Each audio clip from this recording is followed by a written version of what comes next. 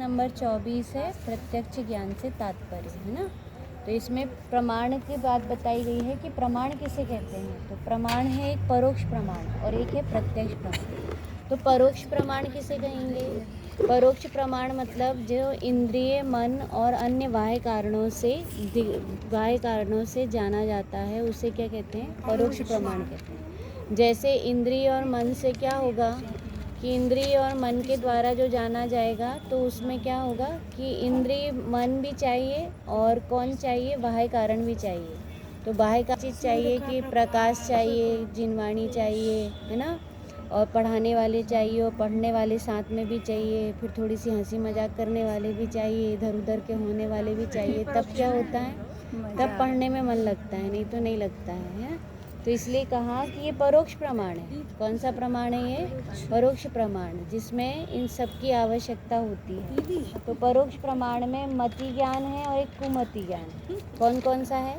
मति ज्ञान है और कुमति ज्ञान है। और परोक्ष प्रमाण में कौन है? श्रुत ज्ञान है और कुश्रुत ज्ञान है। ठीक है, कि कुश्रुत ज्ञान मिथ्या दृष्टियों को होता है। कुश्रुत ज्ञान किसको होता है? मिथ्या दृष्टि को। उनका कैसा होता है कि उल्टा ज्ञान चलता है। उनको जो विशेष जानने में भी आएगा वह कैसा जानने में आएगा कि वो उल्टा जानेंगे, तो उसको कहा है कुश्रुत ज्ञान। ये ही। अब इसके बाद प्रत्यक्ष प्रमाण के कितने भेद हैं? 2 भेद हैं, देश प्रत्यक्ष और सकल प्रत्यक्ष। फिर से बोलिए, क्या कहा? सकल प्रत्यक्ष। देश प्रत्यक्ष के 2 भेद हैं, अवधि, कुअवधि। अवधि ज्ञान भी आता है और कुअवधि। यह आत्मशक्ति से जाना जाता है। किससे? आत्मशक्ति से। इसको किसकी आवश्यकता नहीं है? इंद्रिय और मन की। इंद्रिय मन की भी और बाह्य कारणों की, है ना। बाह्य कारणों के बिना या इंद्रिय मन के बिना जो आत्मशक्ति से ही जानता है उसे क्या बोलते हैं? अवधि ज्ञान बोलते हैं। उसे अवधि ज्ञान बोलते हैं। और वो देश प्रत्यक्ष होता है। वो कितना प्रत्यक्ष है? देश प्रत्यक्ष। उसके बाद फिर क्या है? सकल। फिर है मन पर्याय ज्ञान। मन पर्याय ज्ञान भी कैसा है कि वह भी आत्मशक्ति से जानने वाला ज्ञान है। फिर लास्ट कौन सा है? सकल प्रत्यक्ष। क्या नाम है? सकल प्रत्यक्ष। सकल प्रत्यक्ष में क्या होना आता है? केवल ज्ञान। केवल ज्ञान पूरा आत्मशक्ति से क्या होता है? जानने में समर्थ होता है। उसे सकल प्रत्यक्ष रूप प्रमाण ज्ञान कहते हैं। अब देखिए क्वेश्चन में प्रमाण ज्ञान का अर्थ प्रामाणिक ज्ञान अथवा सच्चा ज्ञान। उसको क्या बोलते हैं? प्रामाणिक ज्ञान बोलते हैं या सच्चा ज्ञान बोलते हैं। तो प्रमाण 2 प्रकार का होता है, परोक्ष प्रमाण, प्रत्यक्ष प्रमाण, है ना। प्रमाण कितने प्रकार का होता है? 2 प्रकार का। कौन कौन सा? परोक्ष प्रमाण और प्रत्यक्ष प्रमाण। प्रत्यक्ष प्रमाण भी 2 प्रकार के होते हैं, देश प्रत्यक्ष और सकल प्रत्यक्ष। वही बात आ गई। फिर उसके बाद क्या कहा? जो ज्ञान इंद्रिय और मन की सहायता से होते हैं तथा जो उपदेश, प्रकाश आदि बाह्य कारण से होते हैं उन्हें परोक्ष ज्ञान कहते हैं। ठीक है। परोक्ष ज्ञान में किस किस की आवश्यकता पड़ रही है? हाँ, इंद्रिय, मन और बाह्य कारण। इनके कारण ही जो ज्ञान होता है, बाहरी कारण होते हैं, उन्हें क्या कहते हैं? परोक्ष ज्ञान कहते हैं। मति और श्रुति ज्ञान परोक्ष ज्ञान है। मति ज्ञान और श्रुति ज्ञान दोनों कैसे हैं? परोक्ष ज्ञान है। जो ज्ञान इंद्रिय, मन और बाहरी कारणों के सहायता के बिना सीधे आत्मा की ज्ञान शक्ति से होते हैं। किससे होते हैं? ज्ञान शक्ति से होते हैं, उन्हें क्या कहते हैं? प्रत्यक्ष प्रमाण, प्रत्यक्ष ज्ञान कहते हैं। उन्हें क्या बोलते हैं? प्रत्यक्ष ज्ञान कहते हैं। फिर क्या कहा? अवधि ज्ञान और मन पर्याय ज्ञान क्षेत्र काल की मर्यादा से होने के कारण देश प्रत्यक्ष कहलाते हैं।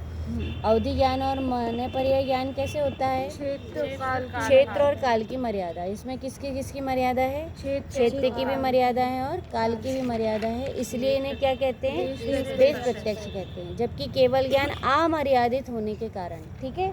इसमें डेफिनेशन में और आ गया कि देश प्रत्यक्ष क्यों कहा जाता है? क्योंकि वह कैसा है? क्षेत्र और काल की मर्यादा से जान रहे, आत्मा की ज्ञान शक्ति से ही है। जान रहे किससे हैं? आत्मा की ज्ञान शक्ति से ही है। लेकिन वह कैसा है कि वह क्षेत्र की मर्यादा, क्षेत्र और काल की मर्यादा से जान रहे हैं, इसलिए वह ज्ञान कैसा ज्ञान है कि वह देश प्रत्यक्ष है। और सकल प्रत्यक्ष कैसा है कि सकल प्रत्यक्ष अमर्यादित है, उसमें किसी भी प्रकार की मर्यादा के बिना ही वह क्या करता है? जानता है, इसलिए उसे सकल प्रत्यक्ष कहते हैं। ठीक है। अब आगे मति, श्रुत, अवधि ज्ञान मिथ्या दृष्टि को भी होता है, जिन्हें क्या बोलते हैं? कुमति, कुश्रुत, कुअवधि या विभंग ज्ञान कहते हैं। एक और नाम उनका क्या है? विभंग ज्ञान। ठीक है, तो ये हुआ प्रमाण ज्ञान। अब आगे चलिए क्वेश्चन नंबर 25, चेतना किसे कहते हैं और चेतना कितने प्रकार की होती है? ठीक है, चेतना किसे कहते हैं और चेतना कितने प्रकार की होती है? 2 मिनट में चार्ट बनाऊं कि फिर पढ़ते जाऊं? क्योंकि फिर अब आपका पूरा कैसे होगा कोर्स, है ना, क्योंकि चार्ट बनाने में तो टाइम लगेगा। ठीक, तो देखिए चेतना किसे कहा?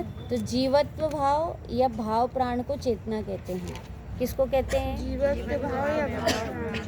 जीवत्व भाव या भाव प्राण को चेतना कहते हैं। बस चेतना में इतनी चीज़ याद रखना कि चेतना 2 प्रकार की है। कितने प्रकार की है? 2 प्रकार की, शुद्ध चेतना और अशुद्ध चेतना।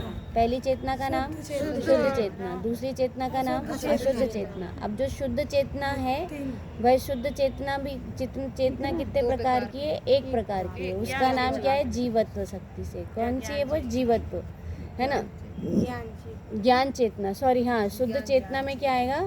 ज्ञान चेतना आएगा। और अशुद्ध चेतना में क्या आएगा? कर्मफल चेतना और कर्म चेतना। क्या क्या है? कर्मफल चेतना और कर्म चेतना। अब जो ज्ञान चेतना है उससे क्या होता है? संवर निद्रा। ज्ञान चेतना से क्या होगा? संवर निद्रा। अपने दिमाग में चार्ट बना लेना, है ना। उससे क्या होगा? संवर निद्रा होगी, और संवर निद्रा होने से उसमें क्या होगा कि नवीन कर्म बंधन का अभाव होगा। उससे कर्म बंध का अभाव होता है। किससे? ज्ञान चेतना से। अब वहीं दूसरी ओर कौन है? कर्म फल चेतना और कर्म चेतना। इससे क्या होता है? आश्रव बंध होता है। क्या होता है? आश्रव बंध होगा। और ये इन्हीं का नाम क्या है? नवीन कर्म। नवीन कर्म चेतना भी कहते हैं इसको। क्या बोलते हैं?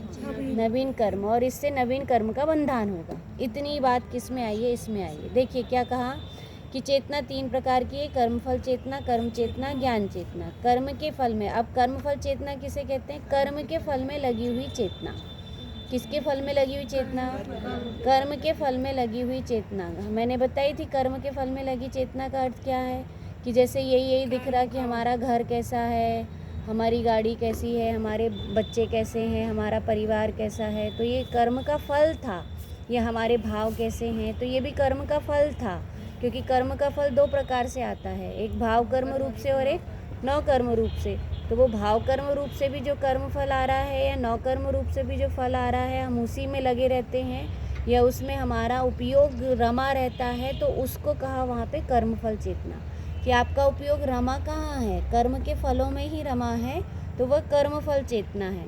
फिर कर्मफल चेतना और कर्म चेतना जीव के नवीन कर्म चेतना कहते हैं। इनको ही क्या कहते हैं? नवीन कर्म चेतना कहते हैं। कर्म फल चेतना और कर्म चेतना जीव को नवीन कर्म बंध का कारण होती है ना। किसके कारण बनती है?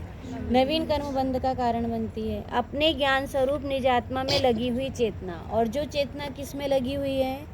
अपने ज्ञान स्वभाव में लगी हुई है। किस में लगी हुई है? ज्ञान स्वभाव में लगी हुई है। तो उस चेतना को क्या बोलते हैं? ज्ञान चेतना बोलते हैं।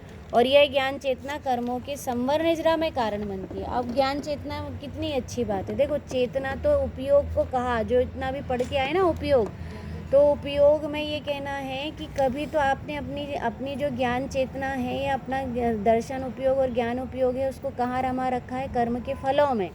कर्म के फलों में रमा रखा है कि हमारे कपड़े कैसे हैं, हमारे गहने कैसे हैं, हमारा परिवार कैसा है, हमारा मंदिर कैसा है, हमारा गांव कैसा है, हमारे रिश्तेदार कैसे हैं, ये सब कर्म फल हैं। हमें कौन कौन मिले हैं, तो हमने हमारी अपनी चेतना को यहाँ लगा रखे हैं, इसमें ही ध्यान देते हैं या इनमें ही उपयोग लगा रहता है, उसमें ही रमाते हैं, तो वो कर्म फल चेतना और कर्म चेतना बन के नवीन कर्म बंधन कर देती है।